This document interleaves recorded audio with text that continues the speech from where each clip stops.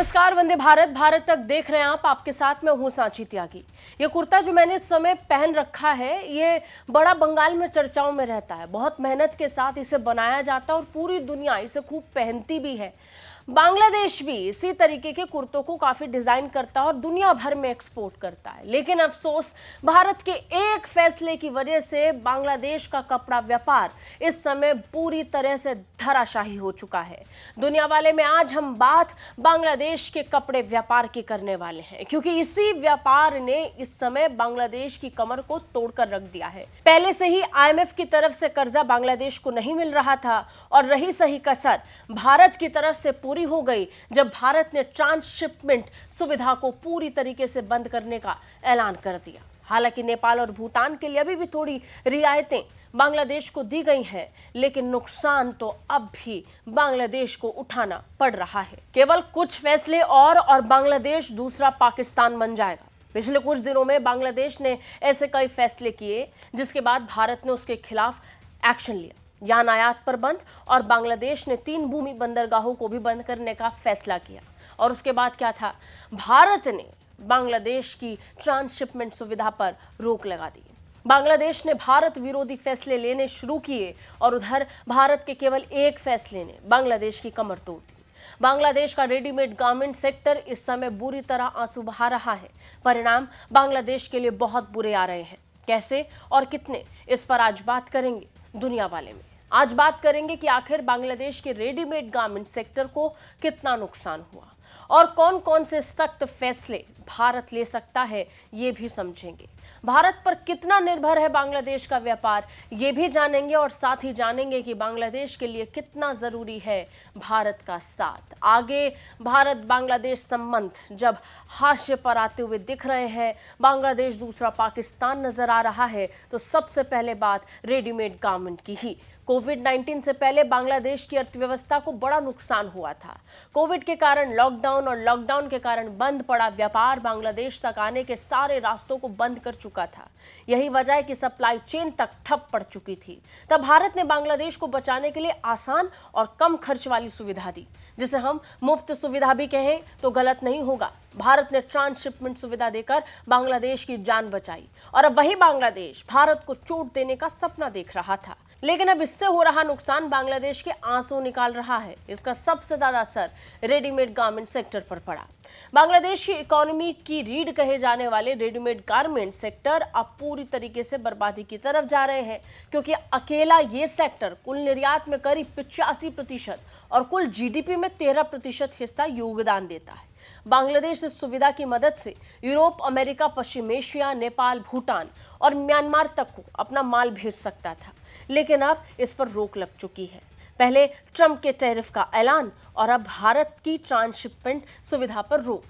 बांग्लादेश को बम्पर फायदा जिस सुविधा से हो रहा था, सही आंकड़े हालांकि पूरी तरीके से नहीं बताए जा सकते, लेकिन अनुमानित आंकड़े वाकई हैरान करने वाले हैं। आगे मैं आपको वो बताऊंगी, लेकिन सबसे ज्यादा नुकसान छोटे और मध्यम व्यापारियों को इससे हो रहा है। लेकिन बांग्लादेश को कैसे फायदा हो रहा था, ये समझिए। कुछ अनुमानों के मुताबिक भारतीय मार्गों से निर्यात लागत बांग्लादेश के मुकाबले लगभग 1/3 कम थी। बांग्लादेश के बंदरगाह जैसे चटगांव और मोंगला सीमित क्षमता और भीड़भाड़ से जूझता है। भारतीय बंदरगाहों का उपयोग करके बांग्लादेश को शिपिंग लागत में इससे कमी आई, क्योंकि भारत के बंदरगाहों की अंतर्राष्ट्रीय कनेक्टिविटी बांग्लादेश से बेहतर है। इसके अलावा समय की भी बांग्लादेश को काफी बचत हुई है। समय और पैसा बचाकर बांग्लादेश ने फायदा उठाया था। भारतीय बंदरगाहों और हवाई अड्डों के जरिए माल को तेजी से भेजा जा सकता था, जिससे डिलीवरी का समय कम हुआ।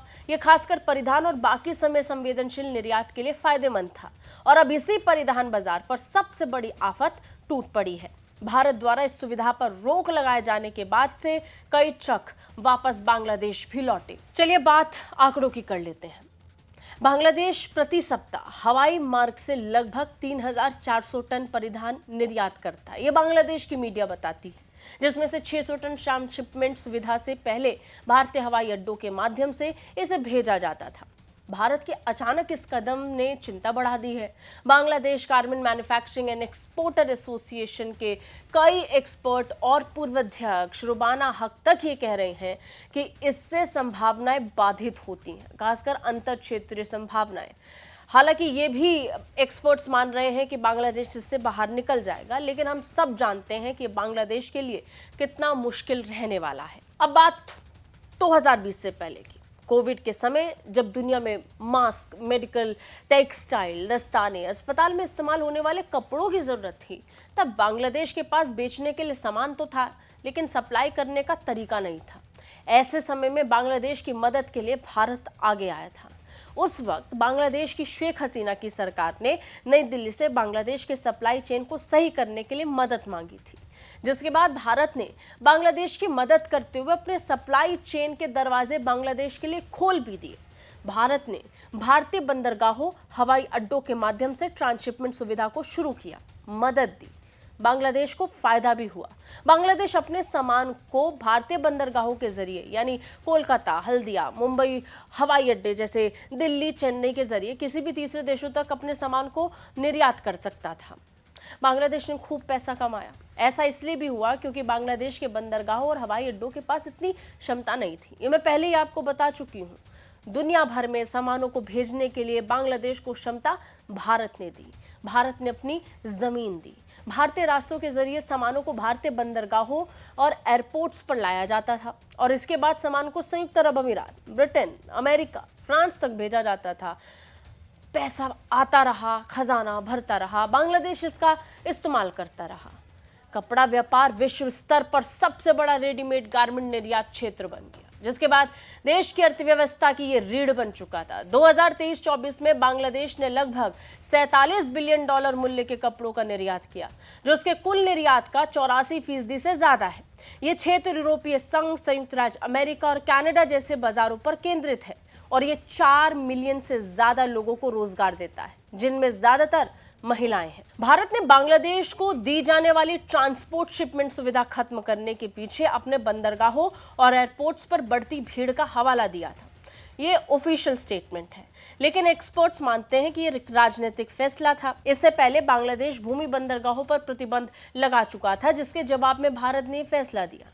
भारत को पसंद नहीं आया कि किस तरीके से बांग्लादेश ने ये फैसला लिया। इससे पहले मोहम्मद यूनुस ने चीन से भी एक बयान दिया था, जो भारत के नॉर्थ ईस्ट को लेकर के था, जिसने सबसे ज्यादा भारत को गुस्सा दिया। मोहम्मद यूनुस ने कहा था कि भारत के 7 राज्य जो भारत के पूर्वी हिस्से में हैं, जिन्हें 7 बहनें कहते हैं, वो जमीन से घिरे हैं, उनके पास समंदर तक जाने का कोई रास्ता नहीं है।